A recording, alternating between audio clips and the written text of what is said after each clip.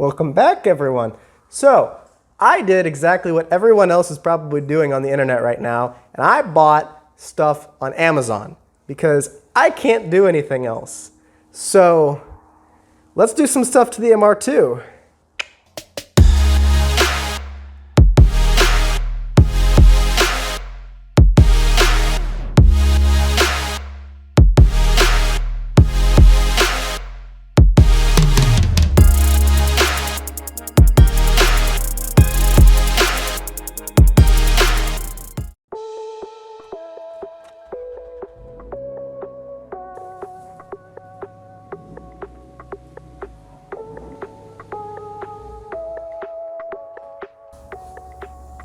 Welcome back!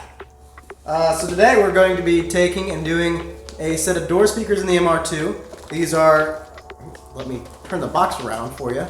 This is a set of two 6.5-inch kicker door speakers. The previous set kind of went bad. I don't know how else to explain it. In addition to the speaker install, we're going to be doing tinted turn signals. Kind of an impulse buy on Amazon. Not a lot else to do during a coronavirus kind of quarantine. When you're stuck at home and you just kind of browse and you're like, oh, those would look sick on my MR2. So, let's get started.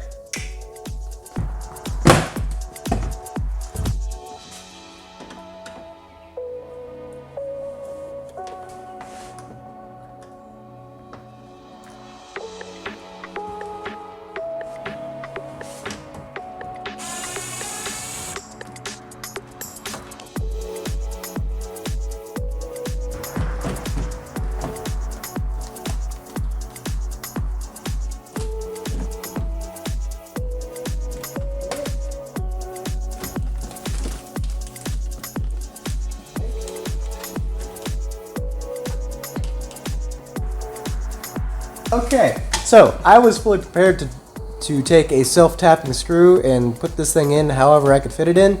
And then it occurred to me, with my engineering skills, I determined that this thing is actually not symmetrical. So, pro tip, check to see if turning it changes anything before you jump to conclusions. I'm glad I had that dawn on me before I did anything stupid. So that made this 100% easier and 100% more effective of a way of putting this in the car. Cool.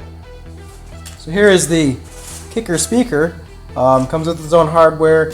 Since I already had an aftermarket system installed in this car, I don't need to wire anything up. But if you are installing a aftermarket system for the first time in your car, then you will need to wire up the leads right here, which just tag off of the original plug. So keep that in mind when you're doing a speaker install.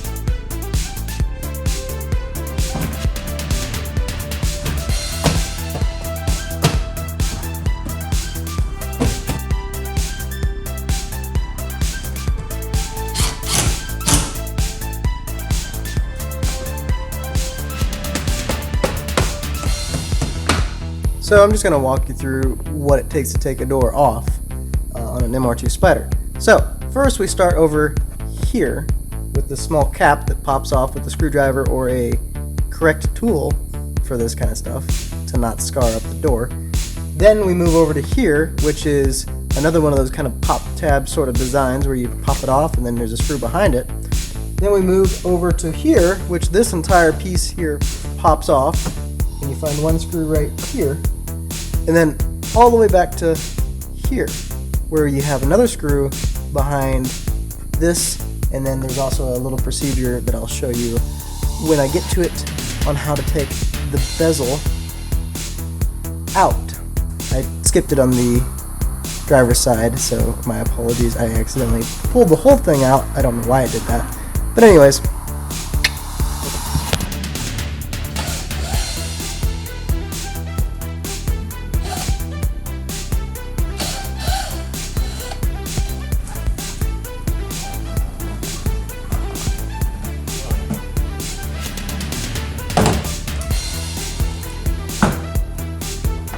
Okay, so the correct way to actually remove this door handle bezel is surprisingly different than what you would think.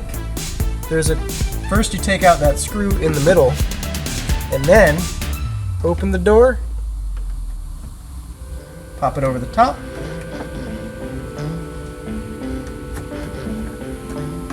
pop it under the bottom, bada boom, bada bing, you're good. I wish I would have done that on the other side. It wouldn't have gone so weird. Now we can actually take the entire door panel off rather than doing just a section. You'll see, like this. So here we are.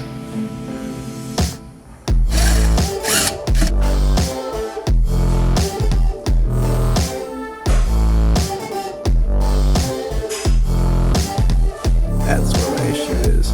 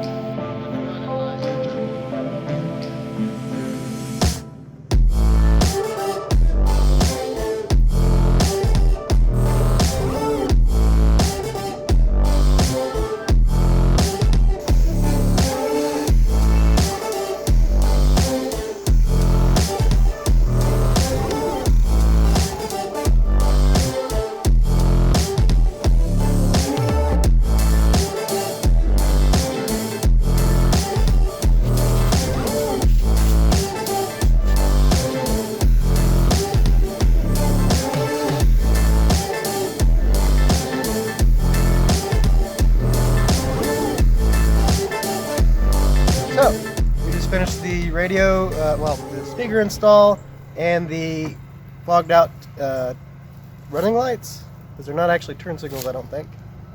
And that's it for today. So we will see you all in the next video. Bye-bye!